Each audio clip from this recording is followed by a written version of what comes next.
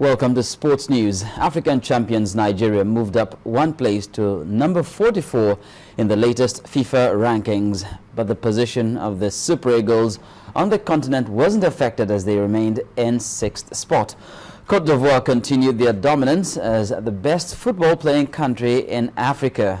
Egypt, Algeria, Ghana retained their positions as there appears to be no major changes in the ranking. Cape Verde, Tunisia, Cameroon, Guinea and Mali complete the list of the top 10 football playing teams in Africa. Meanwhile, world champions Spain sustained their position as the best football playing country on the globe. The Reds have now held the top spot for a record 124 weeks, dating back to September 2011. 2014 FIFA World Cup bound duo of Germany and Portugal are firmly in the second and third spots. Brazil climbed 2 places to 4th to lead the pack of 4 South American teams ahead of Colombia, Uruguay and Argentina. Switzerland, Italy and Greece complete the world's top 10. In club football, Arsenal manager Arsene Wenger has congratulated Manchester City on winning the Premier League title and has attributed their triumph to a fantastic attacking setup.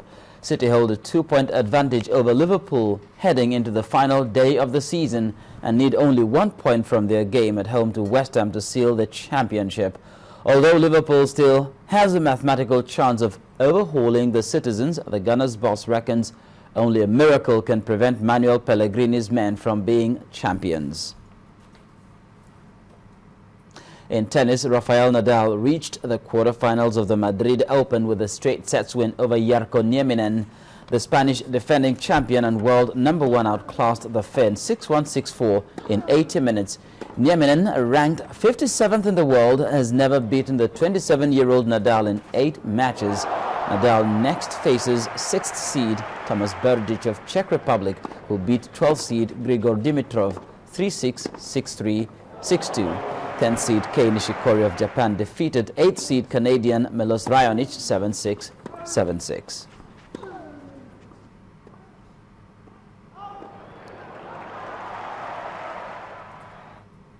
It's game, set and match on Sports News, and back to Amarachi with the rest of the news at 10. The deadly Alakio killings, where scores of security operatives were gruesomely murdered, allegedly by a member of the Ombase group. 1 year down the line, widows of the slain policemen are asking for their entitlements due to their husbands. Our big story tonight takes a look at their situation and the probe into the deadly crisis.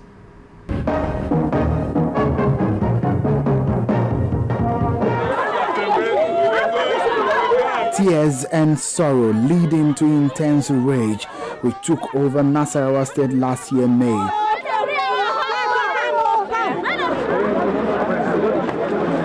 Over 70 security operatives were gruesomely murdered at Alakio in Nasarawa State.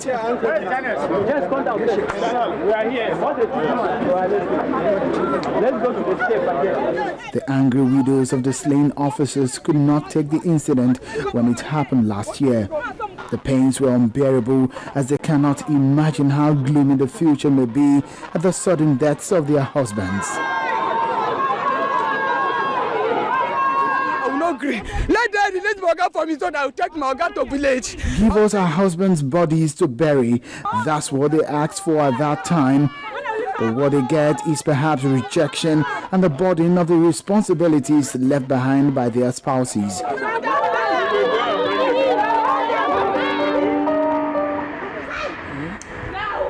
1 year after the deadly incident, the widows appear to be more helpless than they were 12 months ago.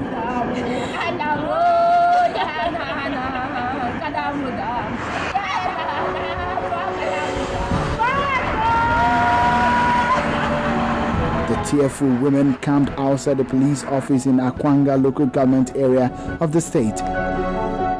Their situation is no better than it was last year. Some of the women claimed they were removed from the barracks since their husbands died, and life has become unbearable for them.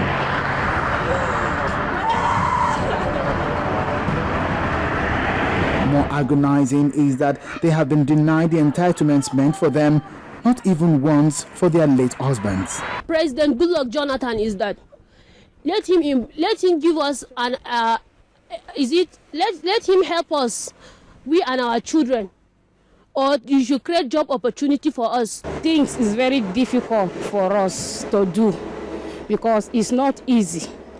Some of us, some get 8 children, you know, to look after one myself, not that easy, talk less of 2 or 3. So I beg, we are playing with the government. They should look us, help us. Anything that to have they to do for us, let them do for us. So After the incident, a probe panel was set up to investigate the crisis. Now the report is ready with several people indicted. We want government to arrest them, even to put their life in prison. Let them ask for forgiveness. Honestly, they should come and ask for forgiveness. If not, even the blood of unborn child. We even pray for that blood of unborn child that we inherit this blood that they kill our beloved husband. Because most of our children, they leave us with pregnancy. None of us born. Some of us, we didn't born. But some, they leave them with pregnancy. Even the pikin, they never see their father. But as the report awaits implementation, what hopes are left for these widows?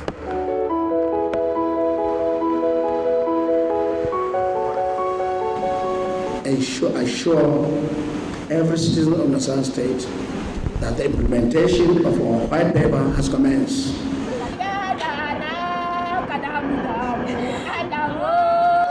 The widows do not seem to have many requests from government. One major thing on their mind is that they want to leave and give their children a good life too. They will sure be waiting to find out how their pains will be alleviated and proper compensations paid and on time. For the big story, Sheung Okimaloe, Channels Television News. And on the foreign scene, with 80% of the votes counted in South Africa, the ANC is in the lead with 63%, followed by the Democratic Alliance with 22%. Elections are the first since the death in December of Nelson Mandela, the country's first black president, and marks 20 years since the end of the white minority rule.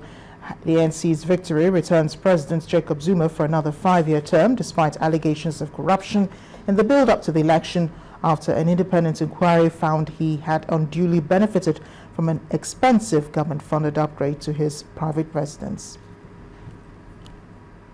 Meanwhile, pro-Russian activists in eastern Ukraine have chosen to go ahead with an independence referendum come Sunday, despite a call from Russian President Vladimir Putin to postpone it. Cynthia Are has more. That's right, the move was announced by separatist leader after consulting supporters. Just yesterday, Mr. Putin called for a postponement to create the conditions necessary for dialogue.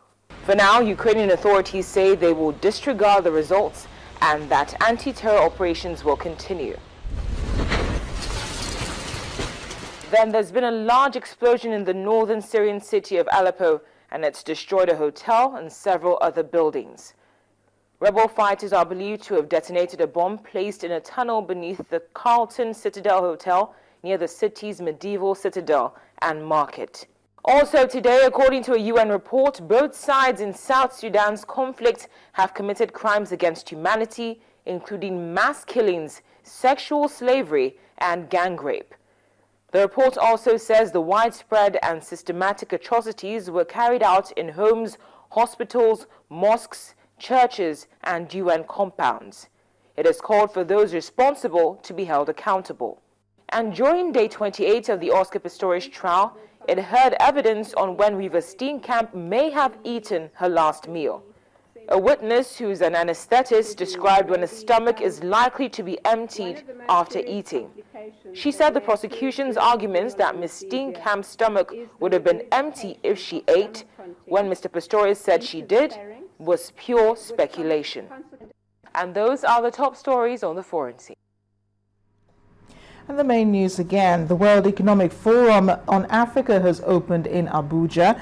At one of the sessions, President Goodluck Jonathan stated the kidnap of Chibok schoolgirls is the beginning of the end for terror in Nigeria. Chinese Premier Li Keqiang has announced an increase in credit line for Africa from $10 billion to $30 billion. The financial boost is in addition to China's pledge to assist Nigeria fight terrorism. In South Africa's President Jacob Zuma has won a commanding victory in the country's general elections.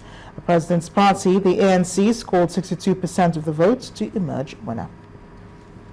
And that's the news at 10 tonight. Thanks for watching. I am Amarachi. Up next is Focus on Africa.